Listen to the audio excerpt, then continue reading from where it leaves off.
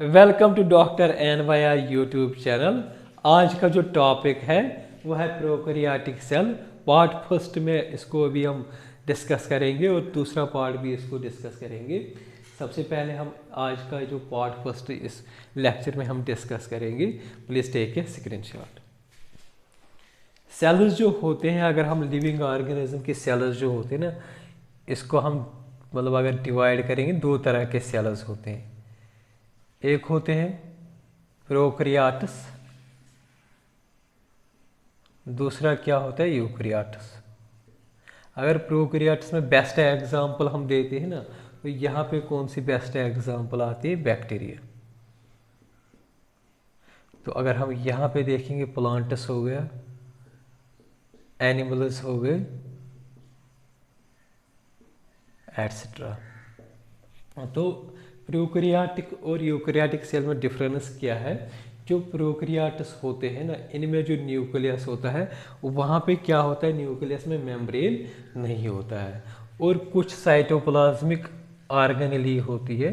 For example हो गया mitochondria, chloroplast, Golgi apparatus, lysosomes होते हैं, या कभी कभी क्या होते हैं माइक्रोबॉडीज। इनमें क्या होता है, अगर ये सभी सेल ऑर्गेनेल्स देखेंगे ना यूकैरियोट्स में, तो यहाँ पे क्या होता है, इनमें मेम्ब्रेन प्रेजेंट होता है।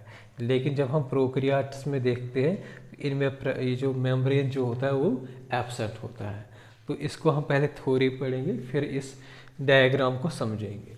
तो सबसे पहले प्रोकैरियोटिक सेल्स में कौन कौन से आते हैं? बैक्टीरिया आते हैं, ब्लू ग्रीन एल्गे आते हैं, माइकोप्लाज्मा आता है और प्लीरियो नमूनिया लाइक ऑर्गेनिज्म आते हैं, जिसको शॉर्ट में PPLO बोलते हैं। ये जो प्रोकैरियोट्स जो होते हैं ना, ये इनका जो ऑर्गेनाइजेशन होता है ना सेल की, मतलब इतना कॉम्प्लेक्स नहीं होता है। इसकी वजह से क्या होता है, ये बहुत फास्ट होते हैं। आप लोगों ने अगर देखा होगा ना बैक्टीरिया, मतलब अगर हम कोई सरफेस करेंगे साफ, मतलब उसको मतलब स्टरलाइज करेंगे, उसको अच्छे से सैनिटाइज करेंगे, कुछ टाइम के बाद अगर आप उसको देखेंगे तो वहाँ पे फिर से वो जो बैक्टीरिया होते हैं वो ग्रो होते हैं। इसका मतलब होता है जो प्रोकैरियोटिक सेल्स जो होते हैं, जो प्रोकैरियोट्स होते हैं, वो बहुत फास्ट रिप्रोडक्शन करते हैं, मल्टीप्लाई बहुत फास्ट होते हैं as compare to eukaryotic cell.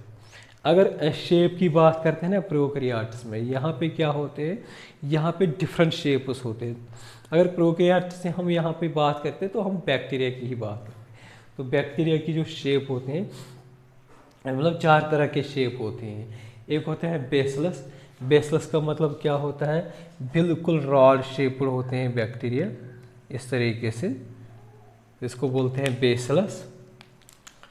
मतलब ऐसे आएंगे, मतलब बेसलस इस तरीके से, ये बेसलस बैक्टीरिया होता है। जिस बैक्टीरिया में जो शेप होगी वो बिल्कुल रॉड शेप्ड होगी। दूसरी शेप क्या होती है बैक्टीरिया की? कोकस। ये क्या होता है, स्फेरिकल ऐसे होगा, ठीक है ना, तो इसको बोलते हैं कोकस।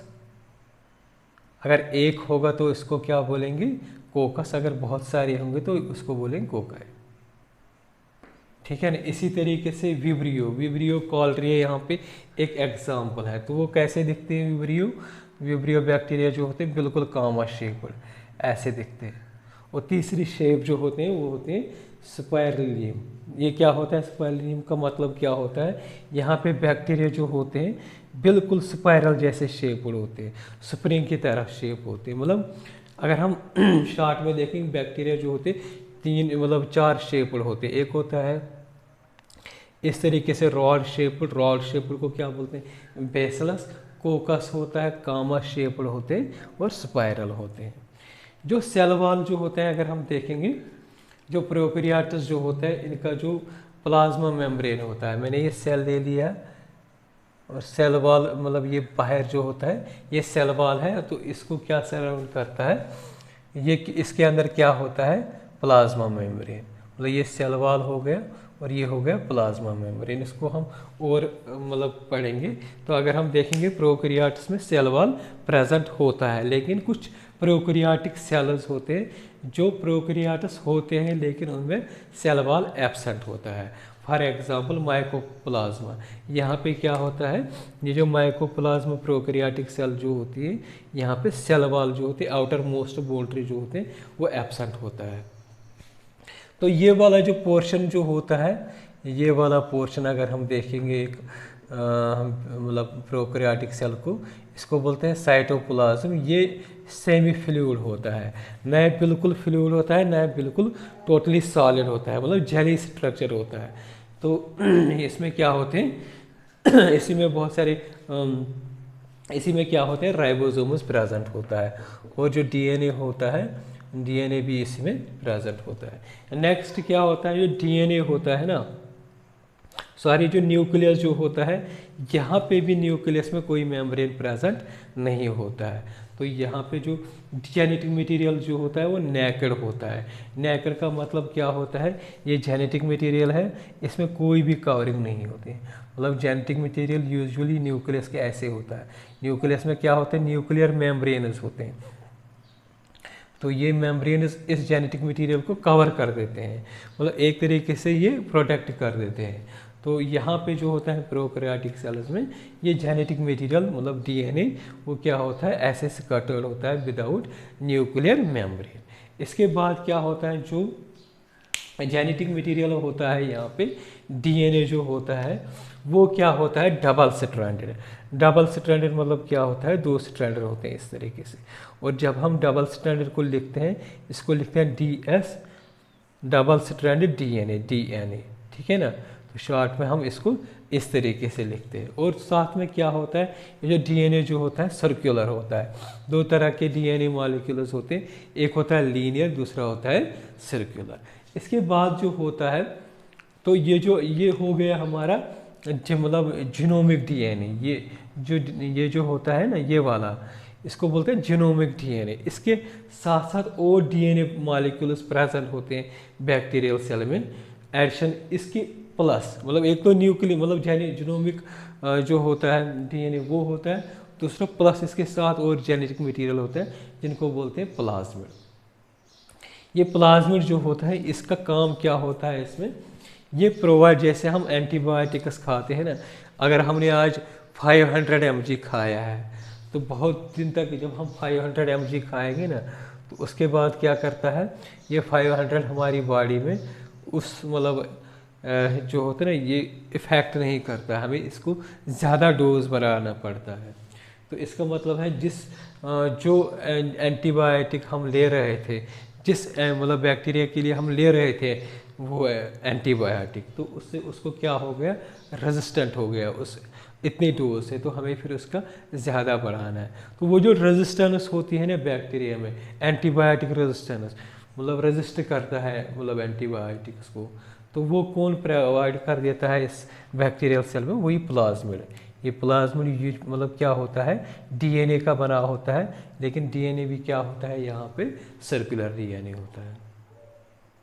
तो जितने भी हमने यहाँ पे पढ़ा है ना, लाइसोसोम्स हो गए, माइटोकॉन्ड्रिया, क्लोरोप्लास्ट, इस तरीके से वही जो गोल्गी एपैरेटस होता है, माइक्रो बॉडीज होते हैं ना, तो वो क्या होते हैं, मेम्ब्रेन उनमें प्रेजेंट होता है यूकैरियोटिक सेल, तो वो एब्सेंट होते हैं इस प्रोकैरियोटिक सेल में। तो इनमें क्या होता है, ये जो प्लाज्मा मेम्ब्रेन जो होता है ना, इनमें इनफोल्डिंग्स होते हैं जिनको बोलते हैं मेसोसोम्स। डायग्राम में हम इसको अच्छे से देखेंगे मेसोसोम्स क्या होता है। इसके बाद आता है सेल एनवलप, मतलब जो बाहर का जो सेल का जो बाहर की जो कवरिंग होती है, जितनी भी कवरिंग्स होती हैं, इसी को बोलते हैं सेल एनवलप। ये जो सेल एनवलप जो होता है ना, अगर हम प्रोकैरियोटिक सेल देखेंगे ना, तो इनको इजीली क्या होता है, बैक्टीरिया को इजीली डैमेज होता है, चाहे वो एनवायरमेंटल कंडीशन से या किसी और मतलब की वजह से।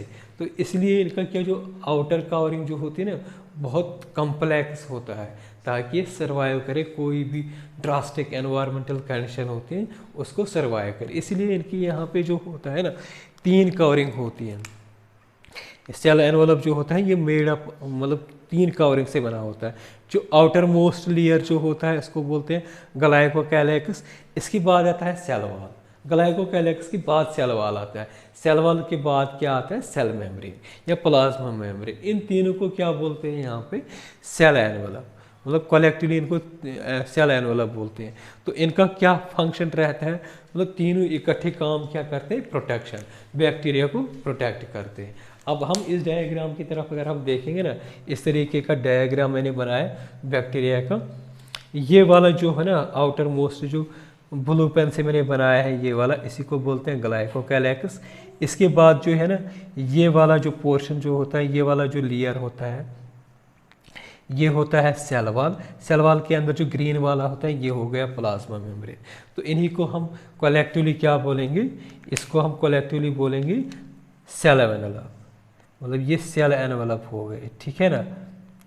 तो इसके बाद क्या आता है, ये जो स्ट्रक्चर्स होते हैं पिली फेमरी या हुक जो होता है ना, इसको हम नेक्स्ट वीडियो में पढ़ेंगे। अभी हम सिर्फ यहाँ पे देखेंगे ये जो होते हैं, ये पिली होते हैं, ये काम क्या करते हैं।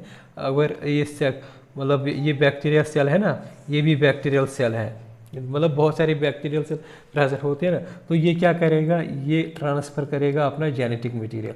ये एक बैक्टीरिया, ये 2 बैक्टीरिया है। नंबर 1 बैक्टीरिया अपना जेनेटिक मटेरियल किसको ट्रांसफ़र करेगा, नंबर 2 को। तो इस प्रोसेस को क्या बोलते हैं, कंजुगेशन।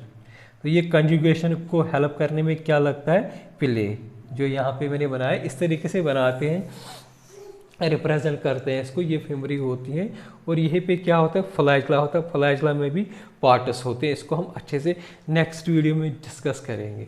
तो यहाँ पे क्या होता है, ये प्लाज्मिड रहता है और ये पूरा एरिया जो होता है ना, ये वाला, इसको बोलते हैं साइटोप्लाज्म। और साइटोप्लाज्म में ही होते हैं क्या, राइबोसोम्स। राइबोसोम्स का क्या फंक्शन होता है, इसको भी फर्दर वीडियोस में हम डिस्कस करेंगे, ठीक है ना। और ये प्लाज्मा मेम्ब्रेन है ना, ये वाला प्लाज्मा मेम्ब्रेन, इसकी इनफोल्डिंग्स होती है, जो मैंने यहाँ पे डिस्कस किया है, इनफोल्डिंग्स, जिसको क्या बोलते हैं, मीजोसोम्स। ये जो है ना, ये इनको बोलते हैं मीजोसोम्स। यहाँ पे मैं इसको लिखूँगा, यहाँ पे मीजोसोम्स। और कुछ और इसमें प्रेजेंट होते हैं पार्टिकल, जिनको बोलते हैं इनक्लोजन बॉडीज। नेक्स्ट वीडियोस को इनको हम 1 बाय 1 डिस्कस करेंगे। अगर आप लोगों को हमारा ये वीडियो अच्छा लगा होगा, प्लीज़ इस चैनल को सब्सक्राइब कर दीजिएगा, वीडियो को लाइक एंड शेयर कर दीजिएगा। Thank you very much.